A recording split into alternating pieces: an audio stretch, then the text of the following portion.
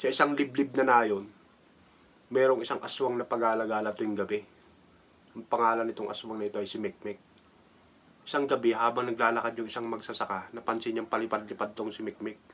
Kaya ang ginawa ng magsasaka, nagtabag siya ng taong bayan. Nung habulin nila si Mekmek, pagdating sa may kasagingan, bigla itong nawala, naglaho. Nagpalit na siguro ng anyo. Kaya tinigilan nila itong habulin. Kinabukasan, nung pauwi na itong si Mekmek, nakita siya ng kumari niyang si Jassy, isang aswang din sa lugar nila.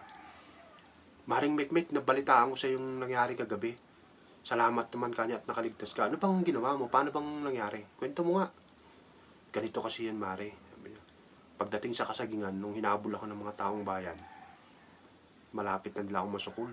Nagpalit ako ng anyo. Ay yung kasagingan na yun kanya, malapit sa kulungan ng baboy. Oh, mabuti naman kanya ginawa mo yan. Nakaligtas ka naman. Ba't malungkot ka at hinang-hina ka? Langya, sabi niya, yung taong bayan kanya naligtasan ko. Pero yung lintik na barakong baboy, hindi ako nakaligtas.